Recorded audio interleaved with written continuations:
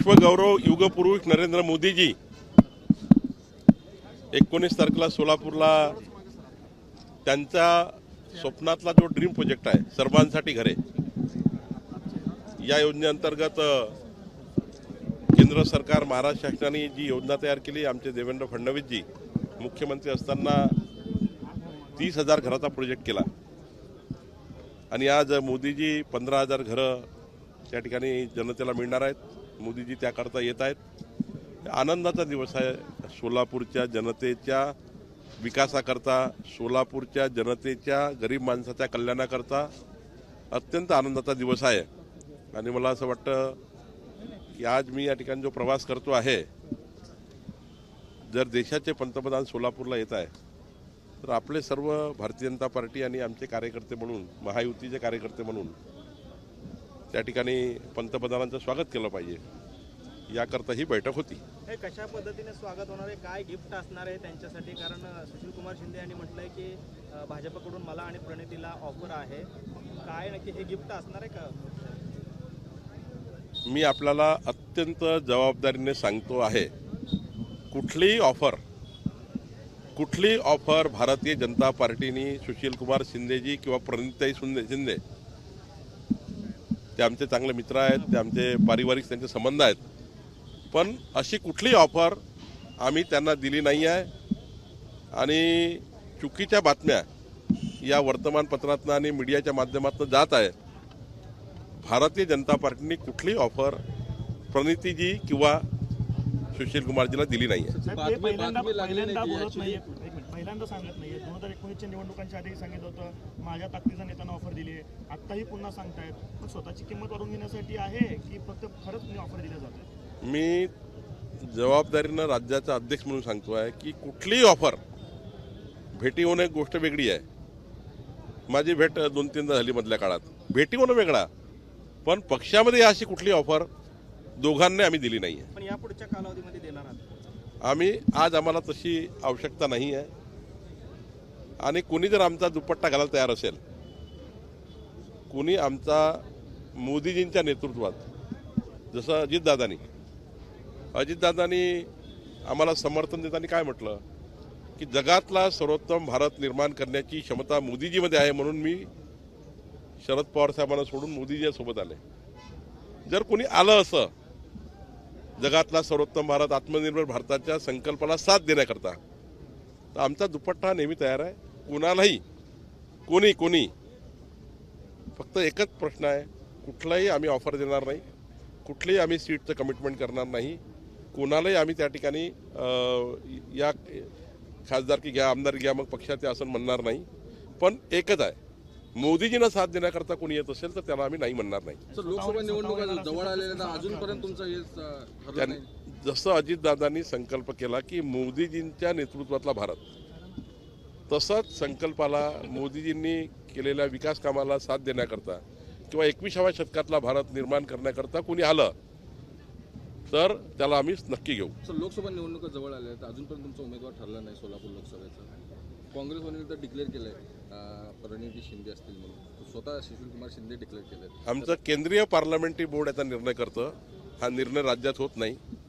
केंद्रीय parliamentary board लवकरच निर्णय करेल आणि असा उमेदवार आपल्याला मिळेल की या सोलापूरच्या लोकसभेतल्या सर्व समस्या या मोदीजीच्या सरकारकडनं सोडवण्याचा प्रयत्न करेल. असा उमेदवार नक्की आपल्याला लवकर मिळेल. भाजप ह्यांना खासदार सिद्धेश्वर महाराज यांना मिळणार नाही का? नाही, ते तर सिद्धेश्वर महाराज असो की अजून कुणी असो, ज्यांना सीट द्यायची आहे ती कुणाचा अधिकार नाही, तो पार्लमेंटरी बोर्डाचा अधिकार आहे, केंद्रीय पार्लमेंटरी बोर्डाचा. पहिले तरी अजितदादा, देवेंद्रजी, एकनाथजी हे 3 नेते समन्वयाने बसतील, कुठली सीट कुणाला हे डिसाईड होईल आणि मग जिंकण्याकरता कोणती सीट कुणाला घेतली पाहिजे याचा विचार होईल आणि मग केंद्रीय पार्लमेंटरी बोर्डात आमचे 3ही नेते बसून योग्य निर्णय करतील. उद्धव ठाकरे असं म्हणता आहे की जर का माझं पद अवैध होतं तर मग अमित शहा मातोश्रीवर युतीसाठी कशासाठी आले होते, त्यावेळेस मग कसं चाललं आमचं पद अवैध? अरे बाबा, तो काळ कसा होता? तो काळ युतीचा काळ होता. तो काळ युतीमध्ये तुम्ही आमच्यासोबत होते. तुम्ही सुद्धा 50 सभेत बोलले होते, माझ्याकडे रेकॉर्डिंग आहे. म्हणजे संजय राऊत साहेब तसेच बोलले होते की जगातला सर्वोत्तम भारत, पाक व्यक्त काश्मीर जर इकडे आणायचं असेल तर मोदीजीच पाहिजे. राम मंदिराचं निर्माण करायचं तर मोदीजी पाहिजे. उद्धव ठाकरेंनी कमीत कमी 12 सभामध्ये 2019 मध्ये देवेंद्रजी राज्याचे नेते पुन्हा मुख्यमंत्री होतील अशी घोषणा केली होती. त्यांचे आमदार खासदार निवडून आल्यावर त्यांनी आमच्याशी युती तोडली किंवा आमच्याशी बेईमानी केली. तेव्हाच्या काळामध्ये ते आमचे मित्र होते. त्यांनी भूमिका बदलली. ते तर अशा ठिकाणी गेले आहे. काँग्रेसमध्ये अशी परिस्थिती त्यांची आहे की आता ज्या काँग्रेस पार्टीने प्रभू रामचंद्राचा काल्पनिक म्हटलं आहे, ज्या काँग्रेस पार्टीने ॲफिडेव्हिट दिला आहे कोर्टामध्ये की राम सेतू काल्पनिक आहे, उदयनिधी स्टॅलिन म्हणतो आहे की सनातन धर्म संपवून टाकू, अशा युतीमध्ये उद्धव ठाकरे आहे. स्वातंत्र्यवीर सावरकरांचा अपमान करणाऱ्या टीमसोबत उद्धव ठाकरे आहेत. त्यामुळं उद्धव ठाकरे हे आता अशी परिस्थिती आली आहे की पुढच्या काळामध्ये उमेदवार सुद्धा मिळणार नाही ही स्थिती उद्धव ठाकरे आणि पूर्ण महाविकास आघाडीवर येणार आहे. आज ज्या पद्धतीनं मोदीजींचं वादळ आज सोलापूरला येणार आहेत, मोदीजींचं वादळ जसं जसं महाराष्ट्रात येईल तसं तसं तुम्हाला महाविकास आघाडी झाड पत्त्यासारखी पडताना दिसेल आणि महाराष्ट्रामध्ये प्रचंड बहुमताने मोदीजींच्या नेतृत्वामध्ये महाराष्ट्र उभा राहील असं मला वाटतं. विजय वडेट्टीवारांनी म्हटलं आहे की फिल्मफेअर अवॉर्ड गुजरातला पळवला आहे. येत्या काळामध्ये फिल्म इंडस्ट्री सुद्धा गुजरातला पळवण्याचा भाजपचा डाव आहे, त्यांनी असं म्हटलेलं आहे. असं आहे, जेव्हा विकासाचं बोलता येत नाही, विकास सांगता येत नाही, काय केलं 65 वर्षाच्या देशात सांगता येत नाही, तेव्हा असे काहीतरी प्रश्न काढून मुंबई तोडणार आहे महाराष्ट्रापासून. एखादा फिल्मफेअर अवॉर्ड दुबईमध्ये झाले, अवॉर्ड कुठं कुठं झाले, अवॉर्ड्स हे अवॉर्ड कुठं कुठं झाले आहेत. हे अवॉर्ड पहिल्यांदा कुठं होत नाही आहे. देशामध्ये देशाच्या बाहेरही अवॉर्ड झाले आहेत. आणि त्यामुळं हा अवॉर्ड पळवला, फिल्म सिटी पळवणार, मुंबई तोडणार, हे नरेटिव्ह चालत नाही. आता लोकांना काही घेणं देणं नाही. जनतेला गरीब कल्याण, मध्यमवर्गीयाचा कल्याणाचं हित हे महत्त्वाचं आहे. देवेंद्रजी आणि आमचे एकनाथ शिंदेजी, अजित पवारजी जनकल्याणाकरता, समाज कल्याणाकरता महत्त्वाची कामं करतात आहे. मोदीजीच्या नेतृत्वामध्ये भारत पुढे जातो आहे. मला वाटतं याला महत्त्व आहे. हा अवॉर्ड पळवला, त्याला पळवलं, काही उपयोग नाही आहे. न्याय व्यवस्थेच्या निर्णयांमध्ये निष्पक्षता नाही आहे, त्याच्यामध्ये जाती व्यवस्थेचा वास येतो असं जितेंद्र आव्हाड म्हणतात. नाही, जितेंद्र आव्हाड खरं सांगू का, स्टंटबाज आहे.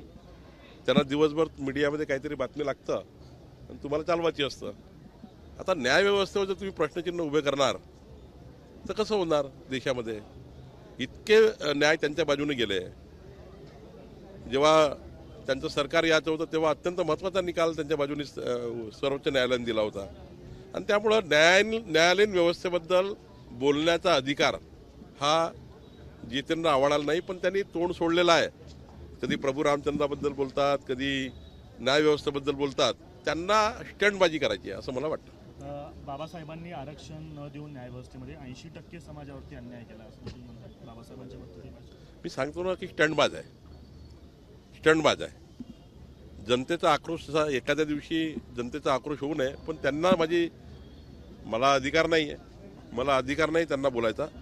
पण असे काही महाराष्ट्राची सामाजिक स्थिती, महाराष्ट्राचे सामाजिक त्या ठिकाणी स्वास्थ्य बिघडेल असं कुठलंही स्टेटमेंट कुठल्याही नेत्यांनी करू नये. न्यायव्यवस्थेबद्दल असेल, समाजाबद्दल असेल, महामानव डॉक्टर बाबासाहेब आंबेडकरांबद्दल असेल, छत्रपती शिवरायाबद्दल असेल, महापुरुषाबद्दल, संत साधूबद्दल, आमच्या प्रभू रामचंद्राबद्दल काय स्टेटमेंट ते करतात. त्यामुळं हे करू नये असं मला वाटतं आपल्या माध्यमातून त्यांना कारण ते मोठे नेते आहेत, स्टंटबाज आहेत. त्यांना एक व्हिडिओ सुषमा अंधारेंनी ट्विट केला आणि त्यात असं म्हणतात की जर केली नसती सुरत गुवाहाटी तर कशाला झाली असती दाटीवाटी. आपण मुख्यमंत्री, उपमुख्यमंत्री, अजित पवार सगळे एकत्रित गाडीमध्ये होता, तो व्हिडिओ ट्विट केला. आपण देखील त्यामध्ये होतात. नाशिकचा व्हिडिओ, नाशिकमधला दाटीवाटी झालेला व्हिडिओ आहे. दाटीवाटी कशाला झाली.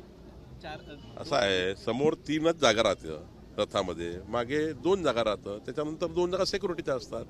त्यामुळं आमच्यासारख्या छोट्या कार्यकर्त्याला काय महत्त्वाचं आहे की फोर व्हीलरमधला तो व्हिडिओ आहे. त्याच्यामध्ये एका ड्रायव्हरने जे आहे ते व्हिडिओ काढले. पुढे सीएम साहेब बसलेत, मागं 2 DCM आणि आपण देखील त्यामध्ये आहात. त्यावरून त्यांनी असं केलेलं आहे की ते थोडी दाटीवाटी झाल्यामुळे तो व्हिडिओ ट्विट केला. हे सांगा, हे किती चांगलं स्वास्थ्य आहे समाजाकरता आणि देशराज्याकरता की आम्ही तिन्ही आता बघा 14 तारखेला तीळ संक्रांतीला इतके मोठे महामेळावे झाले. 1-2 ठिकाण सोडले तर बाकी ठिकाणी खूप चांगल्या आनंदात झाले. आम्ही आता इतके पक्के आहोत की आम्हाला दाटीवाटी करून अजून 13-14 लोकांना बसवायचं असेल तरी आम्ही गाडीत बसवू, पण महाराष्ट्रामध्ये चांगलं सरकार, देश कल्याणाचं, राष्ट्र कल्याणाचं आणि महाराष्ट्राच्या कल्याणाचं सरकार या महाराष्ट्रात असलं पाहिजे. याकरता आम्ही सर्व एकत्र आहोत, हेच या ठिकाणी मला सांगायचं आहे. संजय राऊत म्हणतायत की ज्या पद्धतीनं भाजप श्रीरामावरती अधिकार सांगताय, भाजपमध्ये श्रीरामाने प्रवेश केलाय का, अशा पद्धतीनं ती टीका करतायत. मी सांगितलं ना, काही लोक स्टंटबाज आहे, सकाळी 9 वाजता झोपून उठायचं आहे, तुमच्याशी बोलायचं आहे, काही तर बोलावं लागणार ना. त्याचं उत्तर निलेश राणे देतील, आमचे नितेश राणे. उद्धव ठाकरेंनी दिलेली जर का घटना अवैध असेल 2018 सालची, तर मग एकनाथ शिंदेनी त्या संदर्भातली घटना दिलेली आहे का, ती वैध आहे का, या संदर्भात अहो, प्रश्न उपस्थित आहे भाजपला पण. अत्यंत महत्त्वाचे पत्रकार परिषद विधानसभेचे अध्यक्ष राहुल नार्वेकर यांनी घेतली आहे. त्यांनी कायद्याच्या सर्व बाजू समजून सांगितल्या आणि राहुल नार्वेकरजींनी त्यांच्या प्रेसचं पूर्ण उत्तर दिलं आहे. त्यामुळं मला असं वाटतं, राहुल नार्वेकरनी जो काही निर्णय घेतला आहे तो विधानमंडळाची जे काही आपली परंपरा आहे, जे नियम आहे, त्या नियमाला धरून आहे. आणि त्यामुळे याच्यापूर्वी बोललेच आहे राहुल नार्वेकर, वारंवार त्यात बोलायचं काय. एबीपी माझा, उघडा डोळे बघा नीट.